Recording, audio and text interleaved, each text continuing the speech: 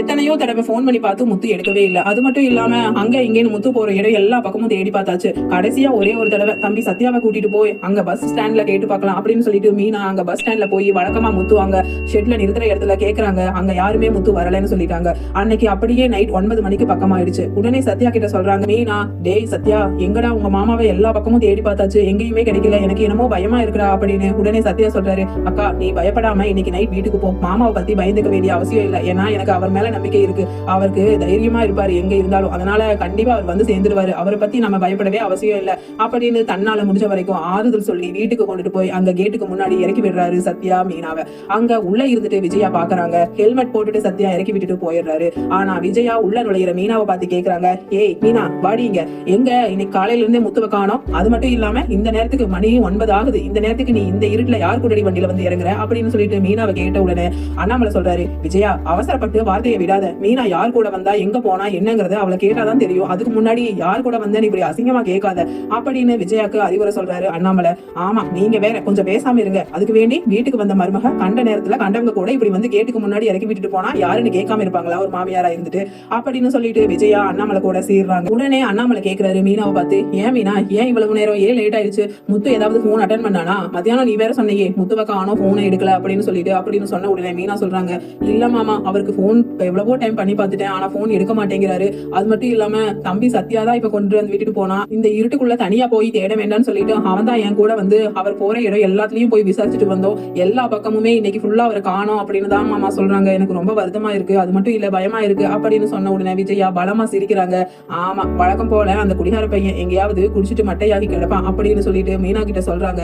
உடனே மீனாக்கு கோபம் வந்துருது, அத்தை ஏன் அத்தை இப்படி சொல்றீங்க, அவர் காணன்னு நாங்க எல்லாரும் எவ்வளவு பரிதவிப்போட இருக்கோம், ஆனா நீங்க பெத்தவங்க இப்படி சிரிச்சுட்டு இவ்வளவு கேவலப்படுத்தி பேசுறீங்களே அவரை அப்படின்னு சொல்லிட்டு மீனா கேக்குறாங்க விஜயா கிட்ட. ஏய் நீ என்ன என்னையே எதிர்த்து பேசுற அளவுக்கு வந்துட்டியா, யார்கிட்ட பேசுறேன்னு மறந்துட்டியா அப்படின்னு சொல்லிட்டு விஜயா மீனாவை பார்த்து கேக்குறாங்க. உடனே மீனா, அதெல்லாம் இல்ல அத்தை, நானே அவரை காணாங்கிற டென்ஷன்ல இருக்கேன், அந்த சமயத்துல நீங்க இப்படி அவரை இலக்காரமா பேசுறது என்னால பொறுத்துக்க முடியல, அப்படி அதனாலதான் நான் அப்படி சொன்னேன் அப்படின்னு சொல்லிட்டு மீனா பதில் சொல்றாங்க. உடனே அண்ணாமலை சொல்றாரு, விஜயா நீ ஏன் இப்படி பேசுற, அவளே பாவம் முத்துவ காணுன்னு ரொம்ப பரிதவிச்சு போயிருக்கா, அதனால நீ அவகிட்ட தேவையில்லாம இப்படி பேசுறது எனக்கு சுத்தமா பிடிக்கல அப்படின்னு அண்ணாமலை சொன்ன உடனே மீனா சொல்றாங்க, மாமா அவர் எங்க போனாருன்னே தெரியல, இது வரைக்கும் எந்த தகவலுமே கிடைக்கல, எனக்கு என்ன பண்றதுன்னே தெரியல அப்படின்னு சொன்ன உடனே விஜயா சொல்றாங்க, ஏய் எனக்கு தெரியும்டி, நேத்து நைட்டு நீ என்னமோ அவன் கூட சண்டை பிடிச்சிட்டு இருந்த, அந்த டென்ஷன்ல அவன் எங்கேயாவது காலையிலேயே போய் தண்ணியை போட்டு படுத்து தூங்கி இருப்பான் அப்படின்னு சொல்லிட்டு விஜயா மறுபடியும் முத்து காணாம போனதை பத்தி கவலை இல்லாத மாதிரி திரும்ப திரும்ப அவன் குடிச்சிட்டு தான் எங்காவது படுத்திருப்பான்னு சொல்லிட்டு அவரை இலக்காரமா பேசுறத நினைச்சு ரொம்ப வருத்தப்படுறாங்க அண்ணாமலையும் மீனாவோ. உடனே அண்ணாமலை சொல்றாரு, மா மீனா நீ இவ பேசுறதுக்கெல்லாம் வருந்திட்டு இருக்காத, ஆமா ஏதாவது சாப்பிட்டியா காலையில இருந்து அப்படின்னு சொல்லிட்டு கேக்குறாரு.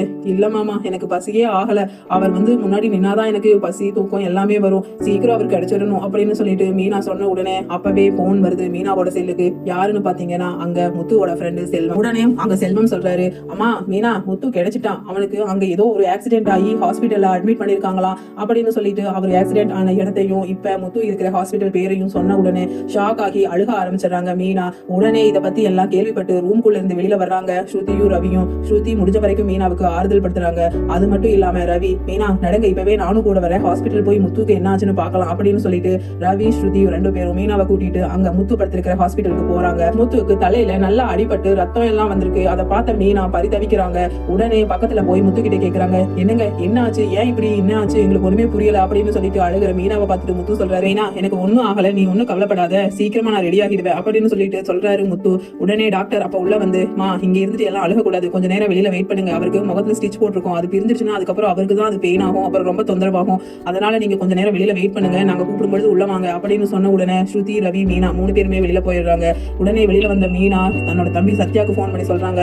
சத்யா சொல்றாரு, அக்கா என்ன மாமாக்கு ஆக்சிடென்ட் ஆயிடுச்சா, அச்சோ அப்படியா, நான் வந்துடுறேன் இப்பவே, எந்த ஹாஸ்பிட்டல் அப்படின்னு கேட்ட உடனே சத்யா சீக்கிரமா கேட்டுட்டு வந்துடுறாரு ஹாஸ்பிட்டலை தேடி. அங்க ஹாஸ்பிட்டல்ல உள்ள படுத்திருக்கிற முத்துவை பாக்குறதுக்காக போற சத்யா கிட்ட முத்து சொல்றாரு, டேய் சத்யா இது ஒன்னும் ஆக்சிடென்ட் இல்ல, இது வந்துட்டு அது யாரோ பிளான் பண்ணி என்ன அடிச்ச மாதிரி இருக்கு, இத பத்தி உன் அக்கா மீனாவுக்கு தெரிய வேண்டாம், ஆனா என்ன அடிச்ச கும்பல் யாருங்கிறது எனக்கு தெரியும், அவங்க ஏன் அடிச்சாங்கிற விஷயமும் எனக்கு தெரியும், இத பத்தி மீனா தெரிஞ்சா ரொம்ப பயந்துக்குவா, அதனால நீ எனக்கு ஒரே ஒரு உதவி பண்ணணும் அப்படின்னு சொல்லிட்டு முத்து சத்யா கிட்ட சொல்றாரு. உடனே சத்யா சொல்றாரு, அப்படியே மாமா உங்களை யாரும் அடிச்சிட்டாங்களா, யாரு அவங்க, நான் அவங்களை சும்மா விட மாட்டேன் அப்படின்னு சத்யா சொன்ன உடனே முத்து சொல்றாரு, அதெல்லாம் நீ ஒண்ணும் பண்ண வேண்டாம், அதெல்லாம் நான் நல்லாகி வந்ததுக்கு அப்புறம் நான் பாத்துக்கிறேன், இப்போதைக்கு என் அண்ணன் மனோஜ் ஒரு பெரிய ஃப்ராடு கும்பல் வலையில சிக்கிட்டு இருக்காரு, அவனை வந்து எப்படியாவது காப்பாத்தணுடா சத்யா, அதனாலதான் நான் அவங்களை ஃபாலோ பண்ணிட்டு போகும்போது எனக்கு எல்லா உண்மையும் தெரிஞ்சிருச்சுன்னு சொல்லிட்டு அவங்க இப்படி ஆள் வச்சு என்ன அடிச்சிட்டாங்க, பதிலுக்கு நானும் ஒன்னும் சும்மா விடல, அவங்களை எல்லாத்தையுமே கொல்லன்னு பொழந்து தள்ளிட்டு தான் வந்தேன். ஆனா வரும்பொழுது எப்படியோ எனக்கே தெரியாம கொஞ்சம் மயக்கம் வந்துருச்சு அவங்க தலையில அடிச்சதுல. அதனாலதான் கொஞ்சம் கார் டிரைவ் பண்ணும் பொழுது கொஞ்சம் மாறி ஓட்ட வேண்டியதா போச்சு. அதனால ஒரு சின்ன ஆக்சிடென்ட் ஆகிதான் அப்புறம் அங்க பக்கத்துல இருக்கிறவங்க எல்லாரும் என்னை இங்க கொண்டு வந்து சேர்த்திட்டாங்க போலடா சத்யா. ஆனா இப்போதைக்கு எப்படியாவது மனோஜுக்கு இந்த உண்மை தெரிஞ்சே ஆகணும். ஏன்னா அவன் புதுசா இப்ப வீடு வாங்குறதுக்காக 30 லட்சம் ரூபாய் அட்வான்ஸ் கொடுக்க போறான் அந்த ஃப்ராடு கும்பல் கிட்ட. ஏற்கனவே என்னோட கஸ்டமர் ஒருத்தங்க அவங்க கிட்ட இப்படிதான் ஏமாந்து அது சம்பந்தமா கேஸ் நடந்துட்டு இருக்கு. அது தெரிஞ்சுதான் நான் அதை தடுக்கலாம் அப்படின்னு சொல்லிட்டு அங்க மனோஜ் பார்த்திருக்க வீட்டுக்கே போனேன். அங்க போகும்பொழுது ஏற்கனவே மனோஜும் ரோஹிணியும் எல்லாம் வேலையெல்லாம் அந்த வீட்டுக்கு பேசி முடிச்சுட்டு அங்க இருந்து கிளம்பிட்டதாகவும், அதுக்கப்புறம் இன்னும் ஒரு நாள்ல அங்க அவங்க கேட்ட அது 30 லட்சம் ரூபாய் அட்வான்ஸ் நாளைக்கு கொடுக்கறதா மனோஜ் உறுதி சொல்லிட்டு வந்திருக்கிறதாவும் சொன்னாங்க. இந்த ஃப்ராட் கும்பல் பண்ணின பேசின எல்லாத்தையுமே நான் வீடியோல ரெக்கார்ட் பண்ணிட்டேன். அதை போலீஸ் கிட்ட கொடுத்தேன்னா போலீஸ் அவங்களை கைது பண்ணி அவங்க இது போல நிறைய வீடுகள்ல வாங்கி விற்கிறதால மோசடி பண்ணி இருக்கிறதாகவும், போலி பத்திரம் நிறைய தயாரிச்சு நிறைய பேர்த்த ஏமாத்தி பணத்தை சுருட்டிட்டு போனதாகவும் அவங்க பேசிட்டு இருந்ததை நான் வீடியோ ரெக்கார்ட் பண்ணி வச்சுட்டேன். அதனால இது போலீஸ் கிட்ட கொடுத்தேன்னா அவங்க கும்பல் முழுசும் மாட்டிக்கும். அது மட்டும் இல்லாம நாளைக்கு மனோஜ் கொடுக்கறதா இருந்த 30 லட்சம் ரூபாயும் கைக்கு வந்து சேராது அப்படின்னு அவங்க எல்லாருமே பேசிட்டு என்ன அடிச்சாங்க. அவங்க எல்லாத்தையுமே அடிச்சுட்டு நான் வெளியில தப்பிச்சுட்டு கார் எடுத்துட்டு வரும்பொழுதுதான் துரத்திட்டு வந்து கார் மேல விட்டு என்ன ஆக்சிடென்ட் பண்ணிட்டாங்க. அப்ப கூட நான் தப்பிச்சிடலாம் தான் நினைச்சேன். ஆனா தலையில அடிபட்டதால என்னால மயக்கம் வந்துருச்சு. அதுக்கப்புறம் தான் என்ன ஆச்சு ஏதாச்சுன்னு தெரியல. என்னோட செல்போனை திருடிட்டு போயிட்டாங்க. அந்த செல்போன்ல தான் அந்த ஃப்ராடு கும்பல் பேசின ப்ரூஃப் எல்லாமே இருக்குடா சத்யா. அதனால இப்போதைக்கு இன்னொரு 2 நாளைக்கு என்னால இங்கிருந்து எழுந்திருச்சு வர முடியாத அளவுக்கு என்ன பெட் ரெஸ்ட்ல இருக்க சொல்லிட்டாங்க டாக்டர். நீ எப்படியாவது அந்த கும்பலோட அட்ரஸ் கண்டுபிடிச்சு நீ அவங்க கிட்ட இருந்து என்னோட செல்போனை எடுத்து அதை உடனே போலீஸ்ல கொடுக்கணும்டா. ஏன்னா இந்த மாதிரி நிறைய அப்பாவிங்களை ஏழைகளை வீடு இல்லாதவங்களை ஆசை காமிச்சு மோசம் பண்றதே அந்த கும்பலோட வேலையா போச்சு. சீக்கிரமா நீ முடிஞ்ச வரைக்கும் நான் அட்ரஸ் சொல்றேன், அங்க போய் பாரு அப்படின்னு சொல்லிட்டு மனோஜ் ரோஹிணி புக் பண்றதுக்காக இருந்த அந்த ஏஜென்ட்டோட அட்ரஸ் கொடுக்குறாரு முத்து.